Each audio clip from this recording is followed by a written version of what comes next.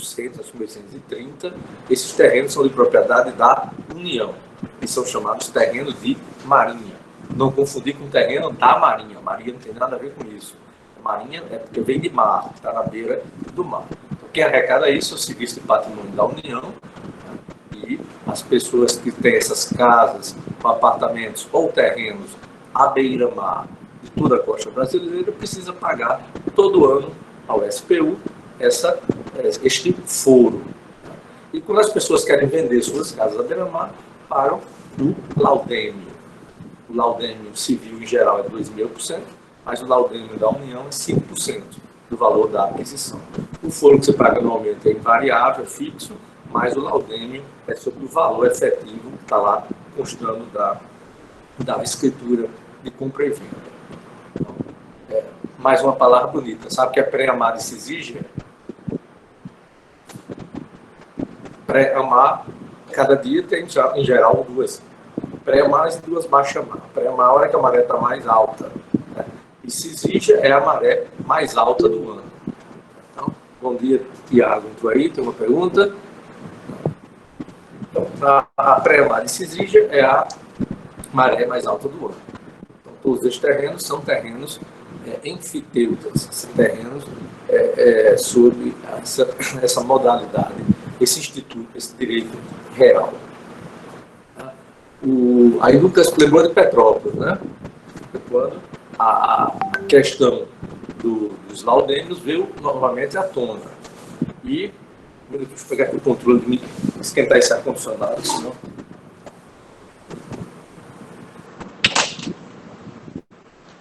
A garganta não vai aguentar. Lucas, o que é que você viu falar do laudêmio lá de Petrópolis? Que ainda pagam todo ano para a família real. Bom, a imprensa está explorando isso, inclusive a habilidade de taxa do príncipe. Dizendo que é uma injustiça, como o Brasil não tem mais monarquia e a família imperial continua recebendo os furos anuais e os laudêmios, como se fosse um absurdo. Na verdade, quem recebe não é a família imperial enquanto família imperial. Quem recebe são os herdeiros de Pedro I, como herdeiros, como pessoas naturais. Ele tinha propriedades privadas dele, não as propriedades da coroa, e herdaram, como qualquer um de nós herda quando nossos pais falecem. Quem tem algum patrimônio morre, se transmite por sucessão hereditária. Então, esta área onde atualmente fica a cidade de Petrópolis era uma fazenda do Córrego Seco, que foi adquirida por Pedro I a pedido da sua segunda esposa, a dona Beatriz Amélia. Ela visitou a área, gostou muito dessa fazenda e Dom Pedro I comprou com recursos próprios dele e não com recursos do tesouro. Dizem até que custou uma fortuna, porque ela queria, como era o príncipe, o imperador que estava querendo comprar, então botaram a faca no pescoço e ele comprou por 20 mil contos de réis, porque era uma fortuna para uma fazenda. Era a fazenda, Pedro II assumiu o trono e quer fazer uma cidade naquela área, imitando Pedro o Grande da Rússia, que tinha Petrogrado dele, que ia ter Petrópolis. Polis vem do grego que é cidade. Então, Petrópolis é a cidade de Pedro. E para que as pessoas fossem morar na área, ele poderia vender os terrenos, lotear e vender, como geralmente se faz hoje. Ele poderia também alugar, né? Mas ele optou pela forma menos gravosa para quem ia ocupar aquela área. Ele deu de graça. Né? Ele constituiu um enfiteuse e que as pessoas que receberam a área tinham de fazer apenas pagar aquele pequeno valor chamado de foro, e quando vendessem para outra pessoa aquilo que ganhou de graça, pagaria 2.000% de laudêmio. Então, laudêmio, na verdade, a natureza do laudêmio é uma indenização ao senhorio, ao titular do domínio direto, por renunciar ao direito de retomar a área. Então, os herdeiros de Pedro II poderiam, hoje sim, tomar todas aquelas casas de volta. Desde que, quando alguém fosse vender uma das casas, né, ele depositasse o valor da escritura. Como, em geral, as pessoas escrituram por um preço menor do que o real, às vezes para pagar menos ITBI, para pagar menos taxa do cartório, para pagar menor laudo-termo, escritura com valor menor. Então, os enfiteutas têm o direito, quer dizer, os senhorios, têm o direito de depositar o mesmo valor que foi feito pela venda para retomar. Se não faz isso, para compensar que não fez, é que recebe o laudo-termo. Então, não é nenhum, como a imprensa está dizendo, não é imposto que se paga ainda a família imperial. Não é. Primeiro, não é imposto. Os tipos de tributo é imposto, taxa, contribuição de melhoria. O laudo-termo é um instituto contratual. Houve um contrato de enfiteuse, há quanto tempo atrás? 100 e tantos anos atrás, né? E por esse contrato, receberam de graça essa terra, apenas com esse ônus de pagar o furo, que é ínfimo, o furo é invariável. Então, e tem outro detalhe. Quem aqui gosta de história? Então, se fala que é a família imperial. Na verdade, não é exatamente quem seria o chefe da Casa Imperial Brasileira. Os monarquistas chamam de imperador de iure, de direito, embora não haja mais de fato imperador. Então, o imperador de iure do Brasil é Dom Luiz Gastão, que é chamado do ramo de Vassouras. Quem recebe o foro, ou lá dentro das coisas de Petrópolis, é Dom Pedro Gastão, o chamado ramo de Petrópolis. Então, não seriam nem os titulares da Casa Imperial que recebem isso. São os herdeiros do filho mais velho da princesa Isabel e do conde dele. A princesa Isabel morreu em 1920, salvo engano, e ela morreu na França, mas teve o testamento dos bens particulares dela no Brasil, e essas terras ficaram para o filho mais velho, né, que depois, que antes já tinha renunciado, entre aspas, a qualquer pretensão ao trono brasileiro. Por isso que o herdeiro passou a ser o segundo filho do casal, que passou a morar em Vassouras, chamado de ramo de Vassouras. Então, só uma curiosidade histórica, para quando Lucas ouvir alguém criticando que ele se paga taxa à família real, não é a família real e nem é taxa. Quem paga isso é quem os avós ou bisavós receberam de graça aqueles terrenos. Entendido? Só curiosidade, porque o que é que eu quero dizer, voltando aqui para o assunto da aula? O que eu queria dizer é que o Código procurou eliminar esses institutos que já são superados. O Código de 1916 tinha também alguns absurdos, como, por exemplo, a anulação do casamento por defloramento anterior desconhecido pelo marido. Então, isso vigorou até 2003. 2003 vocês já estavam nascidos? Então, até 2003 era possível, uma das causas de anulação do casamento era o marido descobrir na lua de mel que a mulher não era mais virgem. Então ele tinha um prazo decadencial, era de quanto? Acho que era de 15 dias, 10 dias ou 15 dias, era um prazo decadencial bem pequeno para pedir a anulação do casamento. Havia vários institutos assim, que verdadeiras aberrações, como, deixa eu ver o outro. Bom, enfiteuse, essa anulação de casamento por defloramento anterior desconhecido, e vários outros institutos, várias outras regras estavam completamente em desconformidade com a realidade. Então, procurou eliminar esses institutos. Mas, mesmo assim, ele cometeu algumas falhas, ainda deixou algumas coisas, como, por exemplo, regime total, né, que ninguém usa mais, não conheço ninguém que no casamento recebeu dote para se casar. Mas está lá ainda, no Código de 2002, o regime total, a par do regime legal, que é separação parcial, separação total, ou comunhão total, comunhão parcial, ou trava-língua. Comunhão total, comunhão parcial ou separação de bens. Que são os regimes comuns no Brasil. Uma terceira característica do Código de 16 é a eticidade. O Código procurou sempre buscar o aspecto mais ético de determinados institutos. Regulamenta, sempre pensando na moral, na ética, naquilo que é correto. E, nessa parte de eticidade, substituiu a boa-fé subjetiva do Código de 1916 pela chamada boa-fé objetiva. Inclusive, regra expressa, por exemplo, no artigo 113 do Código, que na interpretação dos contratos você deve buscar sempre a boa-fé. Não a boa-fé subjetiva, aquela boa-fé íntima, e o que eu acho que seja correto. A boa-fé subjetiva é a boa-fé do sujeito, que eu acho que seja certo.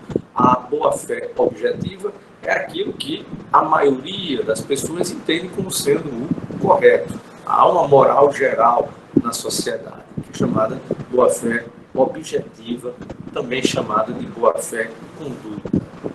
Meu colega Dilson Nobre, que atualmente é um grande civilista, atualmente é o presidente do Tribunal Regional Federal da Quinta Região, do qual eu faço parte, ele define boa-fé objetiva como boa-fé conduta, que consiste, aspas, consiste na conduta leal e honesta, esperada de um homem normal em determinadas circunstâncias. Difere da boa-fé subjetiva ou boa-fé crença, que expressa um certo estado psíquico do sujeito da relação jurídica. Então, é o que antigamente se chamava, hoje eu acho que é até politicamente incorreto usar essa expressão, é aquilo que se espera do homem médio, ou seja, da pessoa mediana, das pessoas, não pode nem usar a expressão normal, que parecia que existem pessoas anormais. Como é que eu digo? É pela generalidade das pessoas, o que a sociedade como um todo entende que seja o correto. Se você vai interpretar um contrato, né, você não vai entrar na cabeça de quem assinou para saber o que é que ela achava que era correto. Mas tem que ver o que a generalidade das pessoas teriam como conduta leal, honesta e ética. Então, boa-fé subjetiva é característica do Código 16, boa-fé objetiva é característica do Código de 2002. Uma outra característica, vocês estão tão calados hoje, ninguém pergunta nada. Uma outra característica é o que a professora Maria Helena Diniz chama de realizabilidade, ou seja, desapego a fórmulas jurídicas superadas, coisas que não existem mais. É muito parecido com aquele fim da enfiteusa. Por exemplo, o Código 2002 acabou com a previsão expressa do Código 16, que era a indenização à mulher agravada em sua honra. Amanhã é o Dia Internacional da Mulher. Olhando só a frase, parece uma frase bonita, mulher agravada em sua honra. Então, qualquer pessoa agravada em sua honra teria direito à indenização. Só que a honra a que se referia o Código 16 era a honra sexual. Mulher agravada em sua honra era aquela mulher que seria desvirginada. Ela poderia entrar com uma ação de indenização contra o homem que a desvirginou, coisa completamente superada. Agora, se foi não consentido, qualquer pessoa tem direito a uma indenização por dano moral, e não são somente as mulheres, e não somente por agressão do tipo sexual. Então, o Código 2002 trata do dano moral como um todo, sem utilizar essas fórmulas deslocadas do tempo, essas fórmulas superadas. Mas, assim, o Código continua, em muitas partes, usando linguagens gongóricas. O legislador de 2002, muitas vezes, repetiu as expressões antigas do Código 16 que ninguém usa mais. Como a gente vai ver, por exemplo, na imprescrição em decadência, que fala o prazo de prescrição de 1 ano dos estalajadeiros e fornecedores de víveres para consumo no próprio ambiente. Então, ninguém chama mais dono de hotel de estalajadeiro, né? E local para fornecimento de víveres, a gente chama de restaurante, bar e tal, mas ainda assim o Código 2002 continua usando essas expressões completamente antigas. Outra característica é a preocupação social. ao contrário do Código Civil de 16, que era extremamente individualista, formalista. A gente viu na aula anterior que o Código 16 ele nasceu sob inspiração do Código de Napoleão de 1804, que era um código que estava ainda inspirado nos ideais da Revolução Francesa, liberdade, igualdade, fraternidade. Então, havia essa preocupação com a liberdade individual, né, com o individualismo. O Código 16, o Código de 2002, pelo contrário, tem preocupações sociais. Determina, seguindo o que diz a Constituição, que a propriedade tem uma função social, e vai mais dizendo, prevendo inclusive a função social dos contratos. Então, não só a propriedade, mas os próprios negócios jurídicos devem observar sempre uma preocupação social, tendo uma função social. Outra característica do Código de 2002 é que é marcado por cláusulas gerais, também chamadas de cláusulas abertas e de conteúdo vago. Então, dá mais poder ao juiz na hora de interpretar o código. Cabe ao aplicador, quem vai interpretar o contrato, ou ao advogado, ou ao juiz, preencher esses vazios do código. Tá? Deixa margem de liberdade ao aplicador, não tenta tabelar tudo. São chamadas cláusulas gerais ou de conteúdo vago. Dois exemplos que eu dou aqui.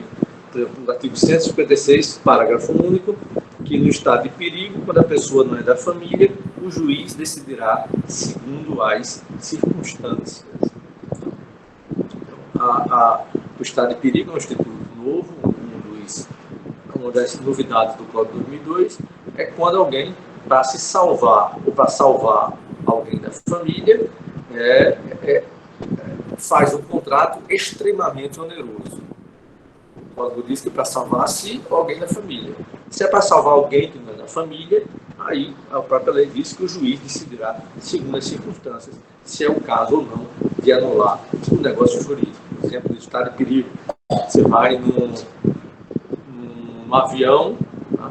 O avião está para cair e o comandante diz, não, tem aqui um paraquedas, mas só lhe vendo por R$1 milhão. Então você paga R$1 milhão de um paraquedas que vale R$1.000. Então, esse tipo de desproporção que vicia o negócio jurídico e pode ser anulado, desde que a desproporção tenha sido para salvar a vida da pessoa ou a vida de alguém da família. Se for para salvar um terceiro, aí o juiz decidirá de acordo com as circunstâncias, e aí é que o exemplo da cláusula geral vai depender da interpretação do juiz. Então, esse Código de 2002 dá realmente maiores poderes ao judiciário. Senício Lisboa, ele diz que o Código de 2002 confere ao juiz o poder moderador para a aplicação de penas decorrentes de inadimplemento do contrato, por exemplo. Então, esse código é recheado de cláusulas abertas, né, onde o intérprete que vai definir o seu conteúdo e alcance de acordo com cada caso concreto. E a última característica é que unificou parcialmente o direito privado. Ou seja, antes havia um Código Civil e um Código Comercial. A parte toda de direito empresarial veio para dentro do Código Civil. Eu não sei se isso foi bom ou foi ruim. Eu preferia que cada um tivesse seu código. Tanto que é um movimento hoje para que seja reeditado um Código Comercial. Não sei se o professor de comercial de vocês já falou sobre isso. Quem é mesmo professor de comercial que você me disser, de empresarial? Carlos Brito. Carlos Brito, exatamente. Não sei se ele já falou sobre esse movimento que existe hoje para que seja reeditado um código comercial, novamente. Então, houve essa unificação parcial. Carlos,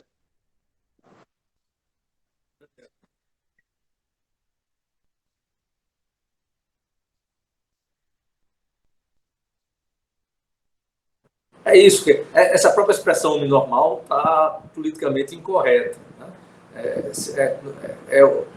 A, o termo que se usa tradicionalmente é homem médio, não é homem normal. Homem médio é a pessoa que vive trabalhando, que vive honestamente, que cumpre suas obrigações.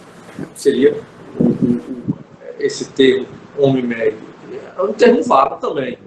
Quem pode dizer quem é normal ou quem não é normal?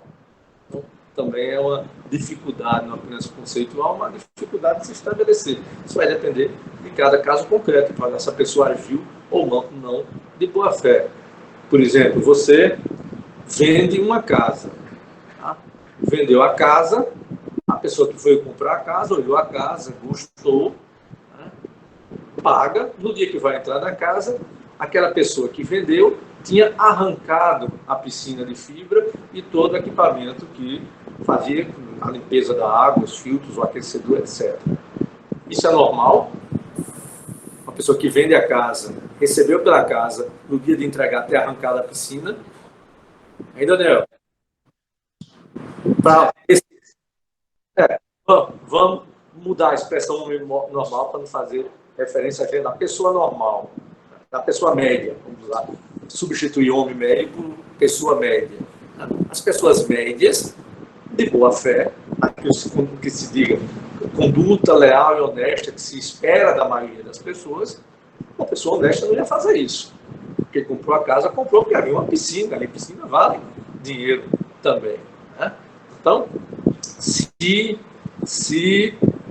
a gente vai ver, estudar mais adiante na interpretação dos contratos e a interpretação dos negócios jurídicos, né, se deve olhar o uso e os costumes do lugar do negócio. Então, se alguém vende uma fazenda, imagine uma fazenda. A fazenda tem as cercas, né, tem um curral. Em geral, os negócios, já ouviram falar em vender fazenda de porteira aberta e de porteira fechada? É uma metáfora que é usada também para venda de outras coisas. Quem sabe o que é isso? É porteira fechada com tudo dentro, né? Tudo que está na casa que tem dentro. Isso. E porteira aberta, você vende a fazenda e tira o gado, por exemplo. Leva o trator, leva essas coisas que são móveis que não estão agregadas ao próprio imóvel. Né? Então, se há um uso na região, né, a boa-fé, todos os negócios, todo mundo sabe que quem tem uma fazenda deve deixar o curral. Né? A madeira do curral, a coberta do curral, a telha. E alguém vende a fazenda e arranca o curral, leva a madeira para vender, leva as telhas para vender, essa pessoa está de boa fé ou má fé? Está de má fé. Qualquer pessoa média saberia que o uso naquela área é essa, e ninguém de boa fé vai comprar, vender uma fazenda e levar o curral. É a mesma coisa da piscina.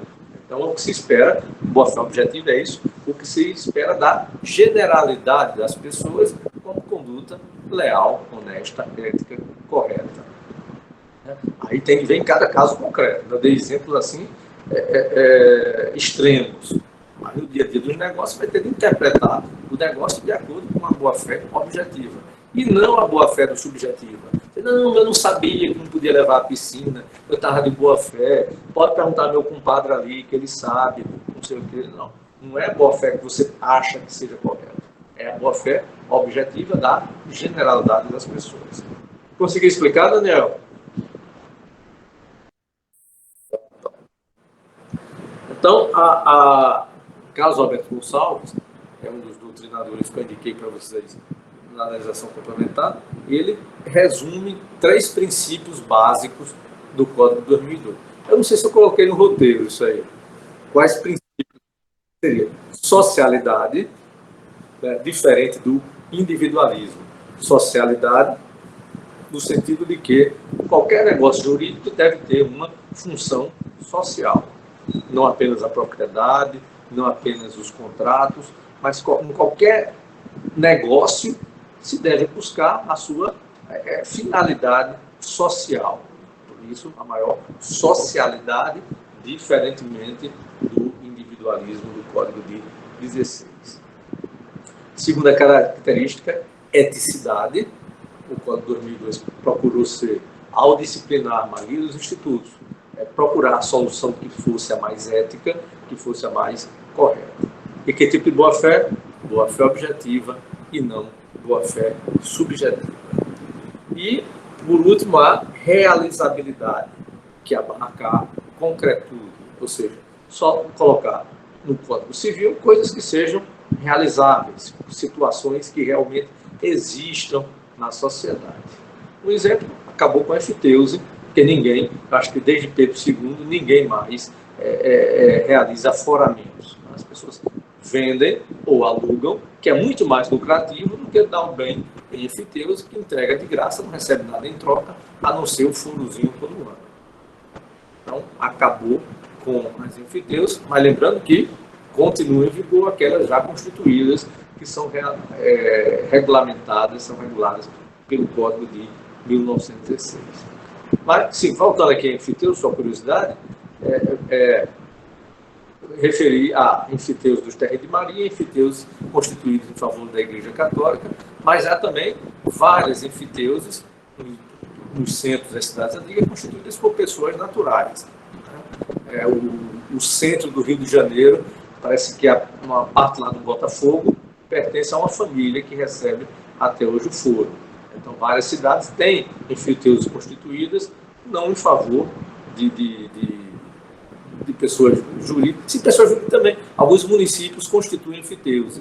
Municípios novos, que para crescer, para se desenvolver, precisava atrair pessoas, constituíram enfiteuses. Então, lá na cidade de São Paulo, a capital, tem algumas enfiteuses constituídas pelo poder público. Enfiteuses em que o titular, o senhorio, o titular do domínio direto é o município de São Paulo. Lembrando que esse instituto acabou, mas continua aquele já existente. Eu teve outra notícia também, agora no final do ano, dezembro, agora já em fevereiro, que o Congresso Nacional aprovou, a Câmara aprovou um projeto de lei em que acaba, inclusive, com essas enfiteuses já constituídas, permitindo ao titular do domínio útil comprar o domínio direto. Não sei como é que isso vai funcionar, principalmente com relação aos terrenos de marinha. Parece que foi lobby de quem tem terreno na beira-mar, né? Aqui mesmo, aqui no litoral aqui de Cabedelo, muita gente tinha avançado no mar, entraram num processo e tiveram de destruir aquelas partes da frente, que em geral tinha piscinas, churrasqueiras. Então, parece que a intenção do projeto foi isso. Quem já está usando essas áreas, teria o domínio pleno, que envolve o domínio direto e o domínio útil.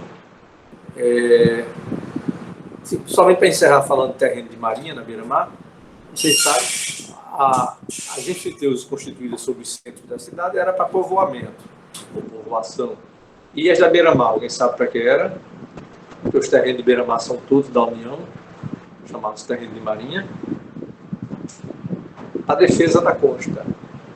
Lembre quando o Brasil foi descoberto, entre aspas, os franceses vinham para cá, invadiram o Rio de Janeiro, invadiram o Maranhão, os franceses se estabeleceram aqui também na Baía da Traição.